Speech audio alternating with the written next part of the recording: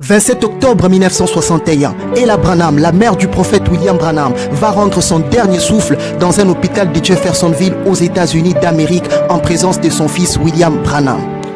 Je m'appelle Ella Branham, la mère du prophète William Branham. Voici ce qui se passa le dernier jour de ma vie sur la terre.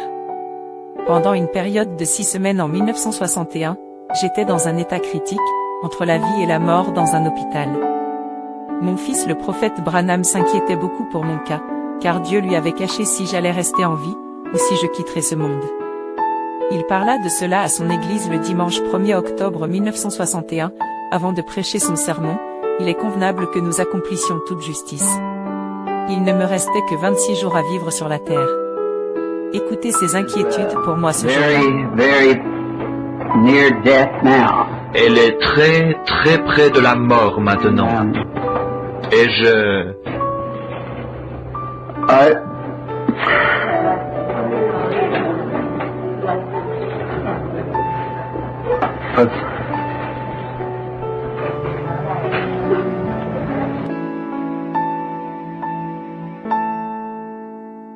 If mother is going, he certainly has kept it a secret from me. si maman meurt, il me l'a certainement caché.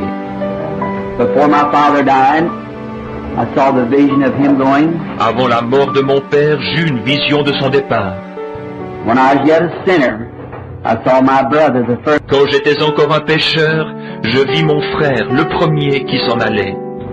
Howard, I told you all 2 or 3 years before he went about his going. Quant à Howard, je vous ai annoncé son départ 2 ou 3 ans plus tôt. But mother, he hasn't said a word to me. Mais pour ma mère, il ne m'a pas dit un mot. And if she's going, it's something that I don't know about, although we have the doctor. Et si elle s'en va, c'est quelque chose que j'ignore, bien que nous ayons... Quelques jours après avoir prêché son message, il est convenable que nous accomplissions toute justice. Branham rendit de nouveau visite à sa mère à l'hôpital en compagnie de sa sœur cadette Deloris Branham. Mais à l'hôpital, voyant l'état de leur mère, Deloris Branham fut très effrayée à l'idée que leur maman allait leur quitter. Je n'avais que 27 ans à l'époque. J'avais trop peur de la mort. Ces jours-là, sur mon lit d'hôpital, je savais déjà que mes jours étaient comptés. Alors j'ai dit à mon fils, Billy, c'est la fin. Il me dit non maman, c'est pas la fin. Je lui dis, Billy, c'est toi qui m'as conduit à Christ, il représente tout pour moi, et c'est maintenant que ça paye.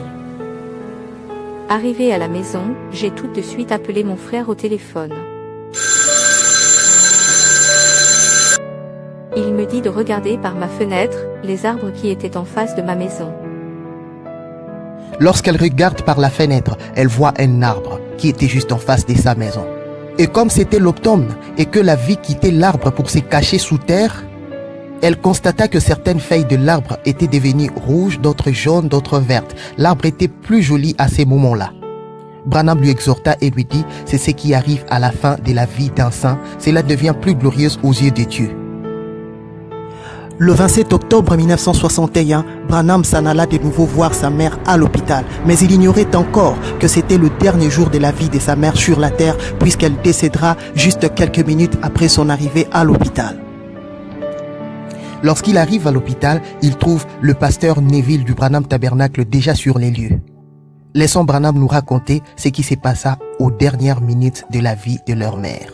C'est la dernière chose qu'elle a entendue à ses oreilles, frère Neville étant debout en train de prier. Et je tenais mes mains sur sa tête et une sur sa main pendant qu'il priait. Et pendant qu'il était en prière, Dieu l'a appelé. Et j'ai senti cette petite secousse bizarre et j'ai regardé autour de moi. Elle avait tourné la tête et me regardait. Je savais qu'elle allait partir. Alors j'ai dit, Dieu Tout-Puissant, je te confie son âme maintenant. Et comme un vent a traversé la pièce, elle est partie à la rencontre de Dieu. Ainsi un jour glorieux de l'autre côté, je la reverrai, une jeune femme. Après l'enterrement de sa mère, Branham s'inquiétait toujours du fait que Dieu ne lui révéla pas la chose auparavant. Ce soir-là, il pria et demanda à Dieu une consolation et le Seigneur lui donna d'abord une écriture. J'ai pris une Bible, une nouvelle Bible, et j'ai dit, Seigneur, tu es Dieu, tu n'as pas à me dire ce que tu fais, mais je me demandais juste pourquoi tu ne m'as pas montré que tu allais reprendre des tests pour ne pas briser mon cœur. Si c'est le cas, pourrais-tu me réconforter par ta parole? Et je l'ai fait, vous savez, comme on prend une Bible, Je l'ai ouvert comme ça, et au hasard, je suis tombé sur Matthieu 9, avec de grandes lettres rouges qui sortent. Elle n'est pas morte, mais elle dort. Le lendemain matin, Dieu va finalement lui donner une vision dans laquelle il verra sa mère redevenue une jeune fille. Et elle m'a regardé, elle a souri, elle était jeune, très jeune. Et une grande voix de tonnerre a secoué l'endroit. Et des mots sont sortis et ont dit, ne t'inquiète pas pour elle. Elle est comme elle était en 1906. Et lorsque la vision m'a quitté, j'ai regardé pour voir ce qui est arrivé en 1906. C'était l'année où elle a été mariée à mon père. Lorsqu'elle est décédée à environ 74 ans, Ella Branham est redevenue une jeune fille comme une adolescente comme elle était en 1906 lorsqu'elle avait épousé Charles Branham, son mari.